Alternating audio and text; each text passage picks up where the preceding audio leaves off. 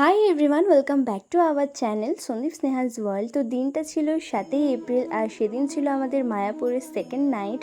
তো দেখতেই পাচ্ছ সকালবেলা ঘোরাঘুরির পর আমরা বাড়িতে এসে একটুক্ষণ রেস্ট করে তারপর সবাই মিলে রেডি হয়ে গেছি। আর আমরা যাচ্ছি কিন্তু আজকে আরতি দেখতে। আর একটা জিনিস তোমরা লক্ষ্য করেছো, আজকে কিন্তু আমরা সবাই মেয়েরা সবাই গোপী ড্রেস পরেছি আর ছেলেরা সবাই পাঞ্জাবি পরেছে। তো আজকে আমাদের লুকটা কেমন লাগছে তোমরা কিন্তু অবশ্যই কমেন্ট করে জানিও। আর যারা যারা আমাদের ভিডিও প্রথমবার দেখছো তারা কিন্তু অবশ্যই করে সাবস্ক্রাইব করতে একদমই ভুলো না। লাইক কমেন্ট শেয়ার করে আমাদের পাশে থেকো। তোমরা তো দেখতেই পাচ্ছ আমরা কিন্তু রাত করে একটু বেরিয়েছিলাম। আর আজকে আমাদের উদ্দেশ্য ছিল যে আমরা কিন্তু আজকে আরতিটা দেখবোই, কারণ আমাদের দেখাই হচ্ছিল না আরতিটা, একটু না একটু করে লেট হয়েই যাচ্ছিলো। তাই আজকে আমরা একটু টাইম মেনে বেরিয়েছিলাম যাতে আমরা দেখতে পারি। আর মায়াপুরে আসবার আরতি যদি না দেখতে পারি তাহলে তো সবটাই বৃথা হয়ে যায়, তাই না? তো ইতিমধ্যে আমরা পৌঁছে গেছি কিন্তু ইসকনের মধ্যে। আর এই জায়গাটাতে পাইলে ছবি তোলার ভীষণ ইচ্ছা ছিল, তাই আমরা প্রথমে ওর ইচ্ছাটা রাখতে এই জায়গাটাতে যাই আর ওকে ছবি তুলে দিই। ছবি তোলার পর আমরা যাচ্ছিলাম ইসকনের সবথেকে পুরনো মন্দিরে, ওখানেই কিন্তু আরতিটা হবে। আর তার আগে আমরা এখানে হরিনাম সংকীর্তন শুনছিলাম। তো যাই হোক, তবুও আমরা সেদিনকে একটু লেটই হয়ে গেছিলাম বলতে গেলে। ভালোভাবে সেদিনকেও আমরা কিন্তু দেখতে পাইনি। আর ইসকনের ওই পুরনো মন্দিরের ভেতরে না একটা ছোটো মোটো টাইপের মল আছে। আর তোমরা জানো ওখানে ক্যামেরা একদমই অ্যালাউ নেই, তাই আমি কোনো কিছুই দেখাতে পারিনি। আর ওখান থেকে কিন্তু আমরা প্রচুর শপিং করেছি, সেগুলো সব এক এক করে আসবে। আর এখানে আমরা ভিডিও বানাচ্ছিলাম আর শুভকে আমাদের সব ব্যাগগুলো ধরতে দিয়ে দিয়েছিলাম। আর তারপর এই যে ভিডিওগুলো দেখছো এগুলো কিন্তু সব আমাদেরকে ভাই করে দিয়েছে। সুযোগ বুঝে কিন্তু সন্দীপ আর শুভ দুজন মিলে ফাঁকতাল বুঝে পালিয়েছে, কারণ ওদের ভীষণ খিদে পাচ্ছিলো, ওরা বলছিলই।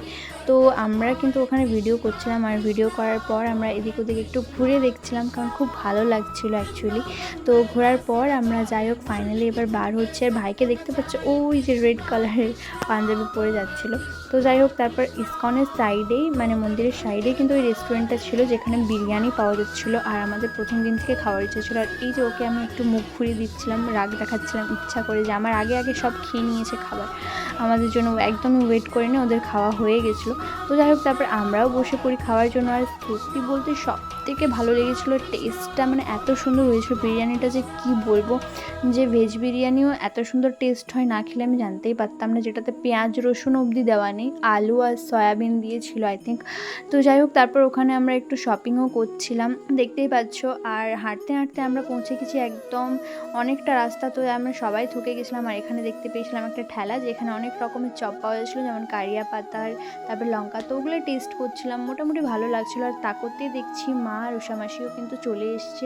আর আমরা তখন বুঝতে পারি যে আমরা আমাদের হোটেলের প্রায় সামনাসামনি চলে এসেছি। তাই আমরা হেঁটে হেঁটেই সেদিনকে চলে এসেছিলাম হোটেলে, কারণ আর বেশি বাকি ছিল না। আর এই যে দেখতে পাচ্ছ এখানে এত আলোচনা হচ্ছে তার একটাই কারণ আমরা সেদিনকে ডিসাইড করি যে আমরা আরেকদিন থাকবো। সেটা শুনে আমাদের ভীষণ মজা হয়, খুব আনন্দ হয়।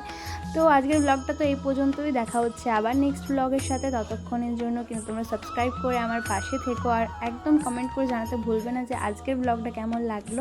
দেখা হচ্ছে আবার নেক্সট ভিডিওর সঙ্গে। রাধে রাধে।